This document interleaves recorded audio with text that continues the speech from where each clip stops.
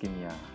Kembali lagi di materi Kimiaku Channel, tentunya untuk belajar kimia.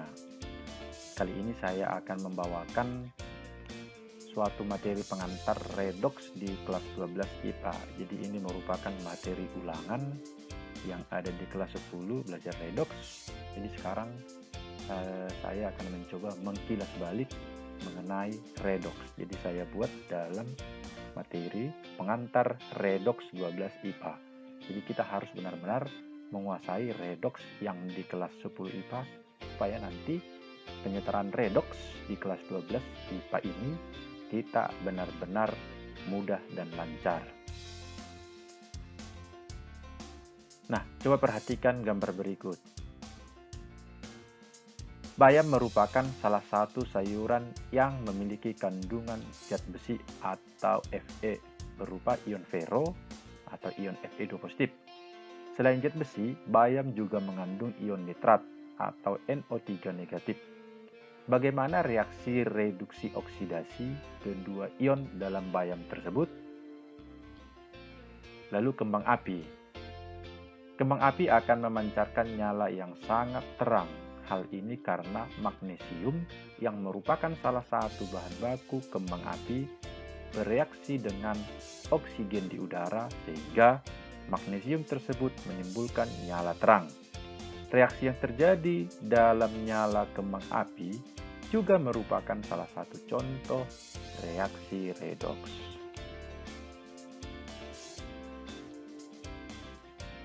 Nah, untuk konsep dasar redoks saya buat demikian, dikaji dari 3 kajian ya. Yang pertama adalah berdasarkan pengikatan dan pelepasan oksigen. Lalu yang kedua dikaji berdasarkan pengikatan dan pelepasan elektron. Sedangkan yang ketiga yaitu berdasarkan kenaikan dan penurunan bilangan oksidasi.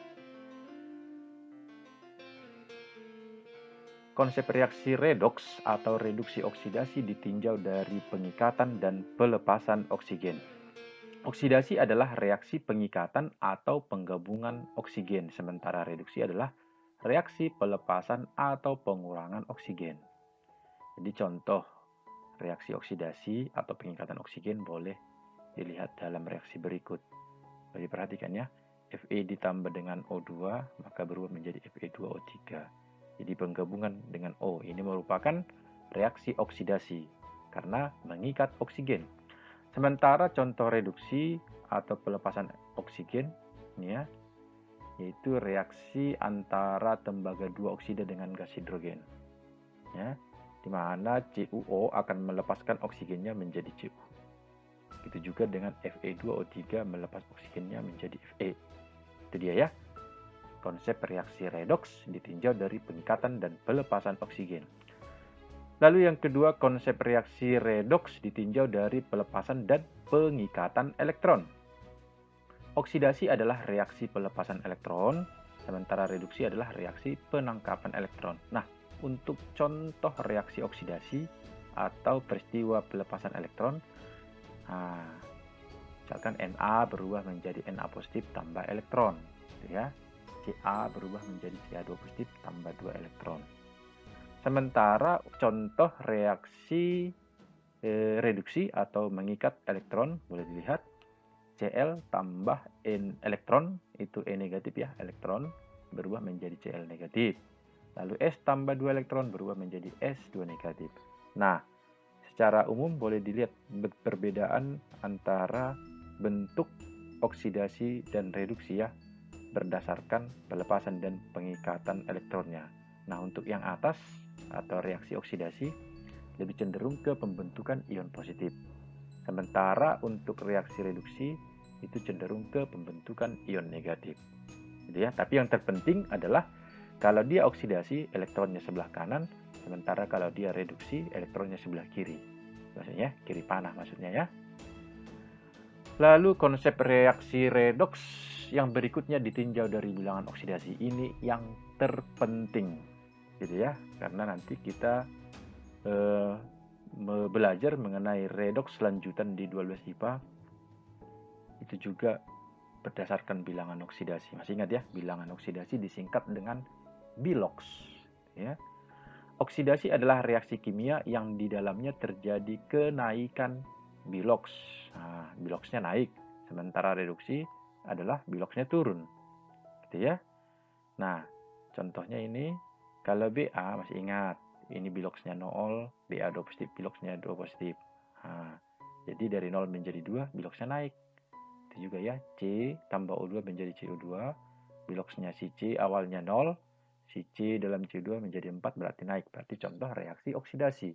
Sementara reduksi, ya, misalkan Br2 tambah 2 elektron menjadi 2 Br min. Ini Br min ya, biloxnya 0, Br awalnya berubah menjadi minus 2.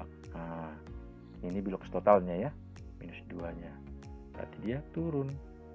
Gitu ya. Ini positif 3 berubah menjadi 0 turun. Berarti termasuk reaksi reduksi. Bagaimana kita menentukan bilox suatu unsur dalam suatu senyawa atau dalam suatu reaksi? Nah, berikut saya uraikan beberapa konsep dasar bilox. Nah, ini merupakan materi kelas balik tadi ya, saya bilang di awal. Nah, untuk bilangan oksidasi itu memiliki makna atau definisi sebuah bilangan yang menyatakan selisih positif atau negatif antara jumlah elektron yang tergabung dengan suatu atom dalam sebuah senyawa kimia dengan atom yang sama dalam suatu unsur. Atau dengan kata lain, bilangan oksidasi adalah bilangan yang menunjukkan muatan suatu unsur jika elektron valensi diberikan pada unsur lain yang keelektronegatifannya lebih besar. Jadi bilox itu cenderung mengarah ke muatan ya. Nah, untuk aturan penentuan bilangan oksidasi atau aturan penentuan bilox, ini saya tampilkan. Yang pertama adalah bilangan oksidasi atau bilox unsur dalam keadaan bebas sama dengan 0. Masih ingat unsur bebas apa saja? Ada yang monoatom. Nah, monoatom berarti sendiri, atomnya 1. Lalu ada yang diatom. Nah, berarti atomnya terdiri atas 2 ini ya. Nah, diatomik.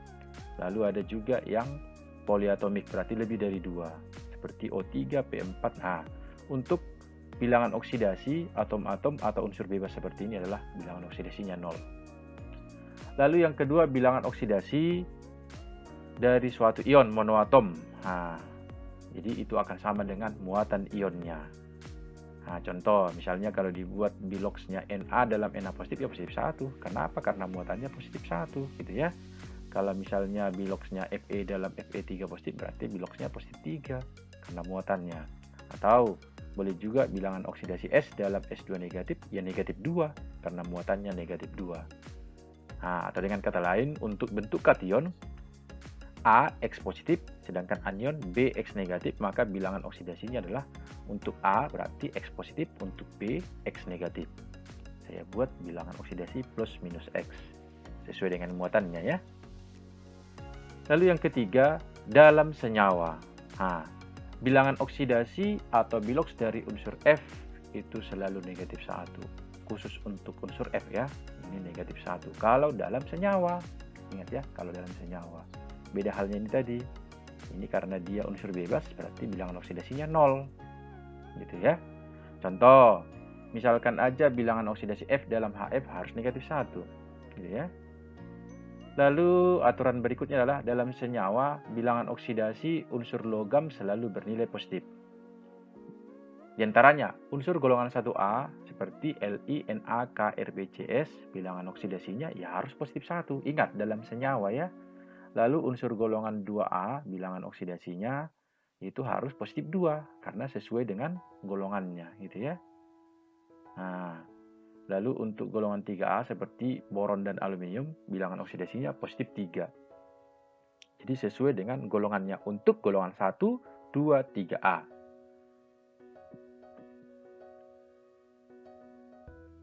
Nah, saya buat contoh. Misalkan aja bilangan oksidasi Na dalam senyawa NaCl. Nah, karena Na adalah unsur golongan 1, berarti biloxnya positif 1. Karena ini udah senyawa ya.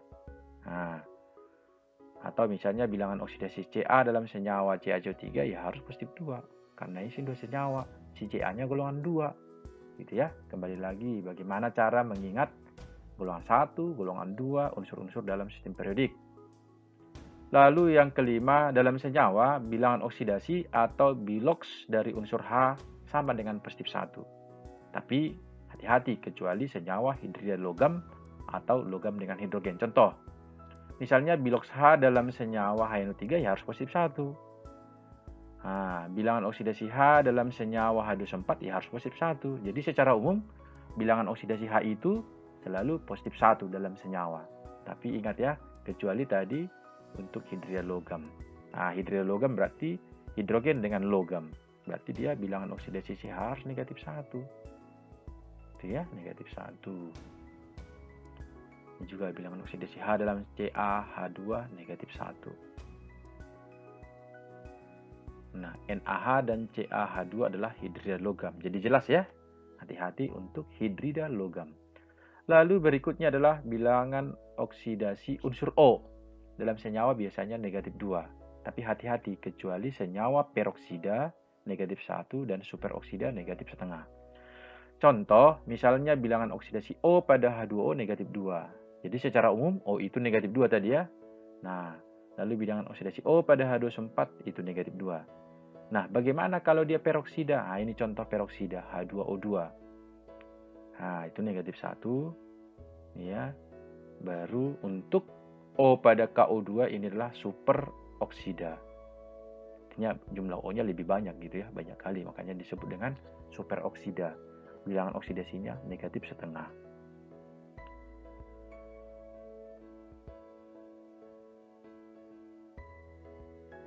Baru yang ketujuh, jumlah bilangan oksidasi unsur-unsur dalam senyawa itu sama dengan 0. Nah, contoh. Jadi saya buat H2CO3 ini ya. Berarti berlaku 2 kali bilangan oksidasi CH tambah 1 bilangan oksidasi C tambah 3 bilangan oksidasi O ya sama dengan 0. Jadi semua bilangan oksidasi atom-atomnya dijumlahkan harus sama dengan 0. Begitu juga dengan Al2SO4 3 kali. Berarti 2 dikali Al tambah 3 dikali S tambah, tahu kenapa 3 kan? Berarti S dikali 3. Jadi yang dalam kurung ini dikali dengan 3. O-nya 12 kali bilangan oksidasi O sama dengan 0. Itu maksudnya ya. Lalu yang ke-8, jumlah bilangan oksidasi unsur-unsur dalam ion poliatomik sama dengan muatan. Kalau tadi ion monoatomik, sekarang poliatomik, berarti lebih dari 1. Contoh, misalnya ini ya, kalau ion SO4 2 negatif berlaku berarti 1 kali bilangan oksidasi S tambah 4 kali bilangan oksidasi CO, ya harus sama dengan muatan, yaitu negatif 2. Itu juga pada ion NH4 positif, berarti 1 kali bilangan oksidasi Cn tambah 4 kali bilangan oksidasi CH sama dengan positif 1. Ini tahu ya, karena N-nya 1, berarti 4 karena H-nya 4. Demikian ya. Nah, untuk contoh secara keseluruhan, tentukan bilangan oksidasi masing-masing unsur pada senyawa berikut. A, B, C, dan D. Kita mulai dari yang A. Nah, jadi misalkan Na2CO3. Jadi yang pertama kita tentukan dulu bilangan oksidasi atom unsur yang langsung diketahui sesuai aturan. Jadi bilangan oksidasi Na pasti positif 1 karena apa? Golongan 1. Lalu O ya, bilangan oksidasi O sama dengan negatif 2. Berarti kita tinggal cari bilangan oksidasi C. Caranya kita jumlahkan. Nah, ingat tadi jumlah bilangan oksidasi unsur-unsur dalam senyawa harus sama dengan 0. Berarti 2 kali biloks Na tambah 1 kali bilangan oksidasi C tambah 3 kali bilangan oksidasi O sama dengan 0. CNA-nya udah ada, CO-nya sudah ada, tinggal C. Jadi caranya 2 kali positif 1 tambah 1 kali biloksnya C tambah 3 kali bilangan oksidasi O negatif 2. Sehingga diperoleh biloksnya C sama dengan 4. Kalau perhitungan gak ada masalah. Lalu saya buat KNO3 dengan cara yang sama, berarti bilangan si oksidasi K positif 1 karena golongan 1. CO itu negatif 2. Ada ketentuan di aturan. Berarti si N nggak ada ketentuan di aturan, berarti kita hitung. Jadi bilangan oksidasi KNO3 dijumlahkannya 0. Berarti 1 kali si K tambah 1 kali bilangan oksidasi si N tambah 3 kali bilangan oksidasi O sama dengan 0. Jadi kita jumlah, nanti diperolehlah bilangan oksidasi Cn sama dengan 5 ya. Ini kenapa K1 dari sini, O-nya negatif 2. Jadi ini cara-cara menghitung yang kita pelajari di kelas 10. Jadi untuk kelas 12 bisa lebih cepat nanti ya. Nah, untuk yang bermuatan, ini boleh nanti dikerjakan, dicoba dilatih ya. Nah, ini saya buat contoh tambahan, maka P sama dengan 5. Untuk yang bermuatan saya buat satu contoh, berarti S ditambah dengan 3O harus sama dengan negatif 2. Bilangan oksidasi CO kan ketentuan, yaitu negatif 2. Jadi kita jumlahkan sama dengan muatan, karena ini ion poliatomik. 1 kali bilangan oksidasi S tambah 3 kali bilangan oksidasi O sama dengan muatan. Si O udah ketentuan, maka si S yang dicari diperoleh sama dengan 4. Demikian ya. Oke, untuk senyawa garam tertentu ada kalanya biloks unsur diperoleh dengan cara membuat reaksi ionisasi. Jadi kembali lagi membuat ionisasi suatu senyawa elektrolit. Secara umum, AXBY diionkan menjadi XAY positif tambah YBX negatif. Jadi kita butuh muatan-muatannya ini. Itulah biloksnya. Gitu ya. Karena definisi biloks tadi menyatakan muatan. Jadi bilangan oksidasi si A positif Y, sedangkan bilangan oksidasi si B negatif X. Contoh, misalkan, nah ini, ZnNO3 dan Fe2SO4 3 kali. Kalau di aturan biloks, Zn itu tidak ada di aturannya, berarti itu harus kita hitung. Yang ada hanya O, N juga tidak ada, berarti kita tentukan. Jadi caranya untuk bagian A, ya kita ionkan saja dulu. Bilangan oksidasi O kan udah ketentuan negatif 2. Jadi kita ionkan ZnNO3 2 kali, berubah menjadi Zn2 positif tambah 2NO3. Nah, ini ada ion monoatomik. Kalau ion monoatomik berarti bilangan oksidasi si Zn sudah pasti sama dengan muatannya. Itu positif 2. Sekarang kita cari bilangan oksidasi si N. Nah, berarti bilangan oksidasi si N dalam NO3 berarti 1 kali N tambah 3 kali O sama dengan negatif 1. Negatif 1-nya dari mana? Muatannya. Berarti O kan udah ketentuan negatif 2, sehingga bilangan oksidasi N tambah 3 kali minus 2 sama dengan negatif 1, sehingga diperoleh biloks N sama dengan 5. Demikian ya. Yang berikut, kalau Fe2SO4 3 kali, kita ionkan juga. Si O udah ketentuan negatif 2. Nah, ingat ya, ionisasinya 2Fe3 positif tambah 3SO4 2 negatif. Nah, kalau kita lihat, ini ion monoatomik. Fe-nya berarti positif 3. Berarti bilangan oksidasi S tambah 4 kali bilangan oksidasi O sama dengan negatif 2. Berarti bilangan oksidasi S nanti diperoleh akhirnya sama dengan 6. Jadi mudah ya untuk aturan biloks. Nah,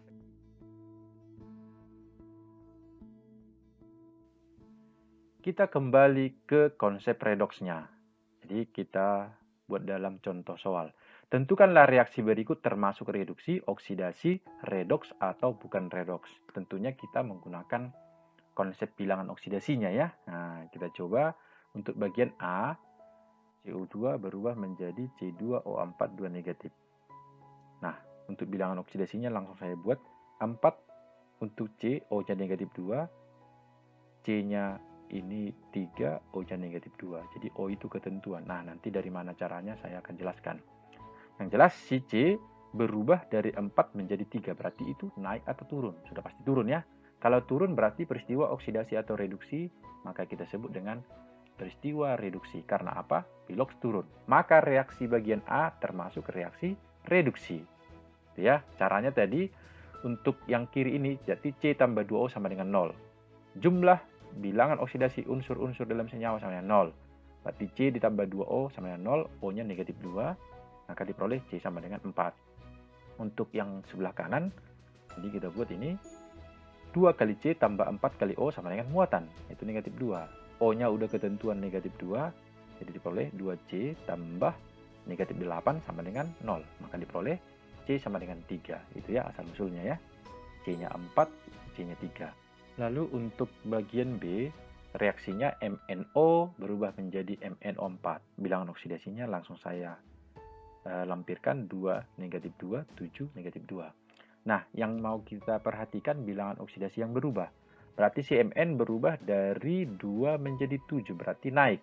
Kalau naik, berarti ini terjadi peristiwa oksidasi ya. Nah, bila bilangan oksidasi naik, berarti termasuk reaksi oksidasi. Nah, untuk prosesnya tadi, caranya ini ya. Nah, ini cara lambatnya. Mn tambah O sama dengan 0. Kalau bisa cepat lebih bagus. Berarti O negatif 2 sehingga diperoleh Mn sama dengan positif 2. Untuk sebelahnya Mn O4 negatif berarti Mn tambah 4O negatif 1. Nah, Mn tambah 4 kali negatif 2 sama dengan negatif 1. Maka Mn-nya sama dengan positif 7. Itu ya. Kenapa dia 2, kenapa 7? Oh, udah ketentuan. Lalu yang bagian C. Nah, ini reaksinya 2Na tambah Cu2 positif berubah menjadi 2Na positif tambah Cu. Kita uraikan bilangan oksidasinya. 0, positif 2, positif 1, 0. Dari mana? Ini unsur bebas. Ini ion monoatomik, berarti bilangan oksidasi sama dengan muatan. Ini bilangan oksidasi sama dengan muatan, ini unsur bebas. Perhatikan yang berubah. Berarti si Na dari 0 menjadi positif 1 berarti naik. Kalau naik berarti dia peristiwa oksidasi. Ingat ya, bilox naik, oksidasi. Sementara Cu dari 2 menjadi 0, itu turun. Berarti peristiwa reduksi. Nah, untuk reaksi ini ada dua peristiwa sekaligus, yaitu peristiwa oksidasi dan peristiwa reduksi. Maka reaksi seperti inilah yang disebut dengan reaksi redoks. Ada reduksi, ada oksidasi gitu ya. Lalu yang keempat, HCl tambah NaOH berubah menjadi NaCl tambah 2. Jadi kalau saya uraikan bilangan oksidasinya langsung demikian. Ya. Nah, nanti kita cek perubahan bilangan oksidasinya. Kalau kita cek nanti, ini tidak ada yang berubah. H tetap 1, Cl tetap negatif 1, Na tetap positif 1. Nah, maka karena tidak ada yang berubah, maka reaksi ini tidak atau bukan merupakan reaksi redoks. Alasannya tadi, karena tidak ada yang berubah. Kalau reduksi, bilangan oksidasi turun. Kalau oksidasi, bilangan oksidasi naik.